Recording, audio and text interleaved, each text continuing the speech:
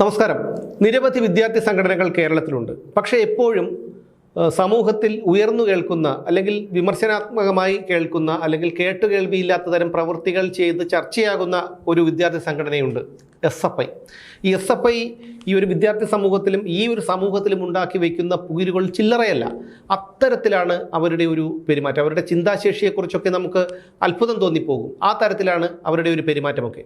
എന്തുകൊണ്ടാണ് ഈ SFIയിൽ വിദ്യാർത്ഥികൾ കൂടുതൽ നിൽക്കുന്നത് എന്ന് ചോദിച്ചാൽ, അവരെന്ത് അക്രമം കാണിച്ചാലും അവരോടൊപ്പം പാർട്ടി നിൽക്കും എന്നുള്ളത് കൊണ്ടാണ്. ഇപ്പോഴാണ് ശിവപ്രസാദ് എന്ന് പറയുന്ന ഒരു ചെറുപ്പക്കാരൻ അതിൻ്റെ SFIയുടെ സംസ്ഥാന സെക്രട്ടറി ആയിട്ട് വന്നത്. അതിനുശേഷം അതിന് മുമ്പുണ്ടായിരുന്നത് PM ആർഷോ, മഹാനായ PM ആർഷോ എന്ന് പറയുന്ന ഒരു വിദ്യാർത്ഥി നേതാവായിരുന്നു. അദ്ദേഹത്തിന് ഒരു വിദ്യാർത്ഥി നേതാവായിരിക്കാൻ പറ്റുന്ന ഒരു പ്രായമാണോ എന്നുള്ളതൊക്കെ അവിടെ നിൽക്കട്ടെ. അദ്ദേഹം 2 വധശ്രമം ഉൾപ്പെടെ 42ഓളം ക്രിമിനൽ കേസുകളിലെ പ്രതിയായിരുന്നു ഈ PM ആർഷോ എന്ന് പറയുന്ന ഒരു വ്യക്തി. ഇപ്പോൾ ഇത് പറയാൻ കാരണം, കേരളത്തിൽ ഇവിടെ കേരള യൂണിവേഴ്സിറ്റിയിൽ SFIയുടെ യൂണിറ്റ് പിരിച്ചുവിട്ടിരിക്കുന്നു എന്നുള്ളൊരു വാർത്തയാണ് പുറത്തു വന്നിരിക്കുന്നത്. എന്നാൽ സംസ്ഥാന സെക്രട്ടറി ഇക്കാര്യം നിഷേധിച്ചിട്ടുണ്ട്. നിരന്തര സംഘർഷങ്ങളും സംഘടനാ വിരുദ്ധ പ്രവർത്തനങ്ങളും കാരണം പാർട്ടി നേതൃത്വത്തിന് പോലും ഈ SFI തലവേദനയായി മാറിയിരിക്കുകയാണ്. അതുകൊണ്ടാണ് SFIയുടെ ജില്ലാ സെക്രട്ടേറിയറ്റ് ഈ യൂണിവേഴ്സിറ്റി കോളേജിലെ SFI യൂണിറ്റ് പിരിച്ചുവിട്ടത് എന്നാണ് വിവരം. എത്രയൊക്കെ മറച്ചു വെച്ച് കഴിഞ്ഞാലും അതാണ് സത്യം. യൂണിറ്റ് പിരിച്ചുവിട്ടതിന് പിന്നാലെ താൽക്കാലിക കമ്മിറ്റി എന്തായാലും രൂപീകരിച്ചിട്ടുണ്ട്. സാമ്പത്തിക ക്രമക്കേട് ഉൾപ്പെടെയുള്ള പരാതികൾ നേതൃത്വത്തിന് കിട്ടിയിരുന്നു. നേതൃത്വത്തിൻ്റെ കാര്യം പറയണ്ട, കാരണം എന്ന് വെച്ച് കഴിഞ്ഞാൽ ഉരല് ചെന്ന് മത്തളത്തോട് സങ്കടം പറയുന്ന തരത്തിലാണ് നേതൃത്വത്തിൻ്റെ കാര്യം. യൂണിറ്റിൻ്റെ സാമ്പത്തിക ക്രമക്കേടുകൾ അന്വേഷിക്കാനും ഈ നേതൃത്വം തീരുമാനിച്ചിട്ടുണ്ട്. സംസ്ഥാന കമ്മിറ്റി അംഗത്തെ ഉൾപ്പെടുത്തിയ അഡ്ഹോക് കമ്മിറ്റിയും ഒക്കെ രൂപീകരിച്ചിട്ടുണ്ട്.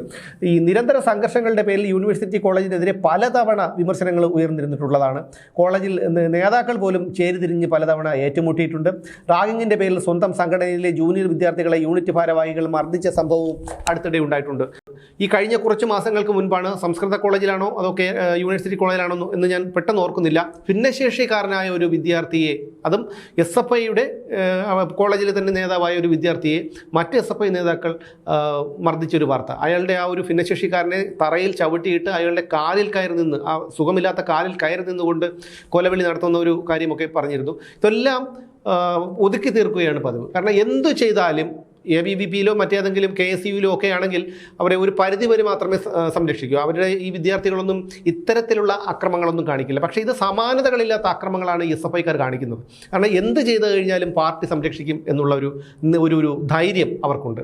കാരണം പാർട്ടി നേതാക്കൾക്കുമുണ്ട്. കാരണം ഇത്തരം ഒരു ക്രൂരമായിട്ടുള്ള നിലപാടുകളിലൂടെയും പ്രവൃത്തികളിലൂടെയും ഒക്കെ വളർന്നു വന്നാൽ മാത്രമേ അവർക്ക് ഒരു പിന്നീട് DYFയിലേക്കും പിന്നീട് CPMലേക്കും ഒക്കെ വരുമ്പോൾ കയ്യൂക്ക് കൊണ്ട് ഈ പാർട്ടിയിൽ പിടിച്ചു നിൽക്കാൻ കഴിയൂ, ഈ പാർട്ടിയെ നിലനിർത്താൻ കഴിയൂ എന്നുള്ളൊരു ബോധം നേതാക്കൾക്കുമുണ്ട്. അതുകൊണ്ട് തന്നെയാണ് നേതാക്കൾ എന്ത് തെമ്മാടിത്തരം ചെയ്താലും ഈ വിദ്യാർത്ഥികളെ, SFI വിദ്യാർത്ഥികളെ ന്യായീകരിക്കുന്നത്. ഇതിനു മുമ്പ് ഒരു സംസ്ഥാന സെക്രട്ടറി ഉണ്ടായിരുന്നു, PM ആർഷോ. ഇപ്പോൾ ശിവപ്രസാദാണ്. PM ആർഷോ 2 കൊലപാതക ശ്രമം ഉൾപ്പെടെയുള്ള കേസുകളിലെ 42ഓളം ക്രിമിനൽ കേസുകളിലെ പ്രതിയാണ്. അദ്ദേഹത്തിൻ്റെ പ്രായമൊക്കെ അവിടെ നിൽക്കട്ടെ. അതോടൊപ്പം തന്നെ അതിനു മുമ്പ് കഴിഞ്ഞ വർഷമാണ് ഹസൻ മുബാറക്ക് എന്ന് പറയുന്ന ഒരു SFI, അയാളെ കണ്ടു കഴിഞ്ഞാൽ ഒരു 2-3 കുട്ടികളുടെ പിതാവാകാനുള്ള ഒരു കായിക ശേഷിയും അദ്ദേഹത്തിൻ്റെ രൂപഭാവവും ഒക്കെ അങ്ങനെയാണ്. പക്ഷേ അദ്ദേഹം SFI നേതാവാണെന്നാണ് പറയുന്നത്. അദ്ദേഹം SIക്കെതിരെ നടത്തുന്ന കൊലവിളി പ്രസംഗം കേട്ട് നമ്മൾ ഞെട്ടിത്തരിച്ചതാണ്. എന്തുകൊണ്ടാണെന്ന് ചോദിച്ചാൽ, നിധിൻ പുല്ലൻ എന്ന് പറയുന്ന ഒരു SFI നേതാവ് നടു റോഡിലിട്ട് ചാലക്കുടിയിൽ പരസ്യമായി പോലീസ് വാഹനം തല്ലി തകർത്തു. അയാളെ പിന്നീട് കാപ്പ ചുമത്തി പുറത്താക്കി അവിടുന്ന് നാട് കടത്തിയിരുന്നു.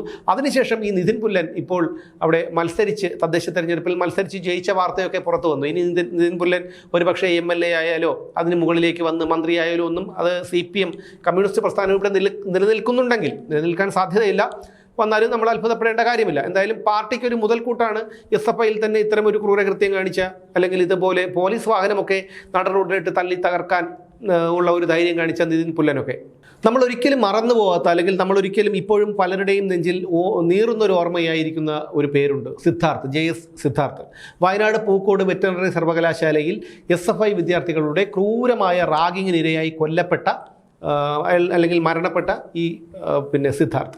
ഈ സിദ്ധാർത്ഥിനെ എത്ര ക്രൂരമായിട്ടാണ് റാഗ് ചെയ്തതെന്നൊക്കെ നമ്മൾ കണ്ടതാണ്. അതിനുശേഷം ആ വിദ്യാർത്ഥികളൊക്കെ ഒളിവിൽ പോയി, കുറേ പേരൊക്കെ അറസ്റ്റിലായി, കുറച്ച് ദിവസം ജയിലിൽ കിടന്നു. അതിനുശേഷം അവരൊക്കെ ഇപ്പോഴും കോളേജുകളിൽ പഠിക്കുകയാണ്. SFI എന്നൊരു പ്രസ്ഥാനം കൊണ്ട് പണ്ടൊക്കെ SFI പ്രസ്ഥാനത്തിലൂടെ വളർന്നു വന്ന നിരവധി നേതാക്കളൊക്കെ ഉണ്ടായിരുന്നു. അവരൊക്കെ പിന്നീട് MLA മാരും മന്ത്രിമാരും ഒക്കെ ആയതിനു ശേഷം അവരുടെയൊക്കെ രീതിയൊക്കെ നമ്മൾ കണ്ടതാണ്. ഇനി ഒന്നെടുത്ത് നോക്കൂ, SFIക്കാരായ വിദ്യാർത്ഥികളാണ് കേട്ടുകേൾവി പോലും ഇല്ലാത്ത കുറ്റകൃത്യങ്ങളൊക്കെ നടത്തിയത്.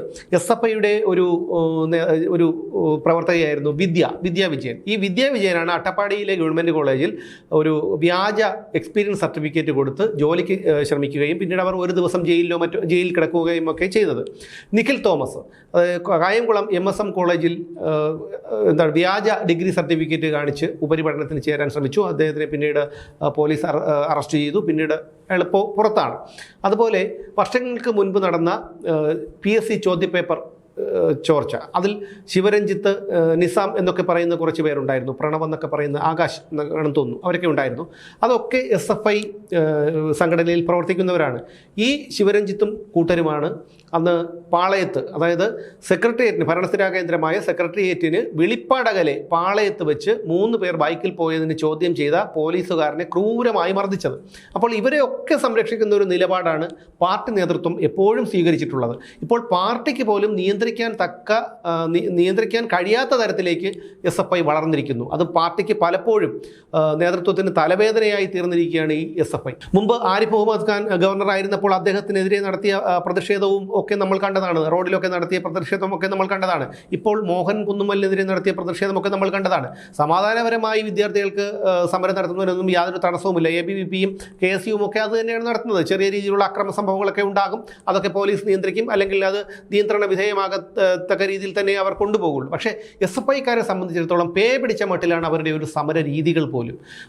ഈ കഴിഞ്ഞ കുറച്ച് വർഷങ്ങൾക്ക് മുൻപ് യൂണിവേഴ്സിറ്റി കോളേജിലെ അധ്യാപിക പ്രൊഫസർ വിജയലക്ഷ്മി, ആ വിജയലക്ഷ്മിയെ SFI A.A. റഹീം MLAയുടെ നേതൃത്വത്തിൽ SFIക്കാർ മണിക്കൂറുകളോളം വളഞ്ഞു വെച്ച് അതിക്രൂരമായി അശ്ലീലം പറഞ്ഞ്, അസഭ്യം പറഞ്ഞ്, അവരെ പ്രാഥമിക കർമ്മങ്ങൾക്ക് പോലും അനുവദിക്കാതെ അവരെ ഉപദ്രവിച്ചു കൊണ്ടിരുന്ന കാഴ്ചയൊക്കെ നമ്മൾ കണ്ടതാണ്. അതിനുശേഷം വിജയലക്ഷ്മി ടീച്ചർക്ക് ഇവിടുന്ന് അവധിയെടുത്ത് മറ്റൊരു രാജ്യത്തേക്ക് പോകേണ്ടി വന്നു. പിന്നെ വീണ്ടും അവർ കേരളത്തിലേക്ക് മടങ്ങിയെത്തി ജോയിൻ ചെയ്തിട്ടുണ്ട് എന്നാണ് അറിയാൻ കഴിഞ്ഞത്. കഴിഞ്ഞ കുറച്ചു കാലങ്ങളായുള്ള SFI നേതൃത്വം ഈ കേരളത്തിനോ അല്ലെങ്കിൽ ഈ വിദ്യാർത്ഥി സമൂഹത്തിനോ യാതൊരു ഗുണവും ചെയ്തിട്ടില്ല. അതുകൊണ്ട് തന്നെ ഈ ഒരു കേരള യൂണിവേഴ്സിറ്റിയിലെ ഈ ഒരു യൂണിറ്റ് പിരിച്ചുവിടുമ്പോൾ, SFIയുടെ യൂണിറ്റ് പിരിച്ചുവിടുമ്പോൾ തന്നെ ഒന്ന് ഓർത്തു നോക്കുക, എത്രത്തോളം അവർ നിയന്ത്രണാതീതമായതുകൊണ്ടാണ് ആ ഒരു പിരിച്ചുവിടൽ ഉണ്ടായതെന്ന്. ഈ SFI എന്ന് പറയുന്ന വിദ്യാർത്ഥി സംഘടനയെ കേരള യൂണിവേഴ്സിറ്റിയിൽ നിന്ന് മാത്രമല്ല രാജ്യത്ത് തന്നെ പിരിച്ചുവിടണം എന്നാണ് എനിക്ക് പറയാനുള്ളത്.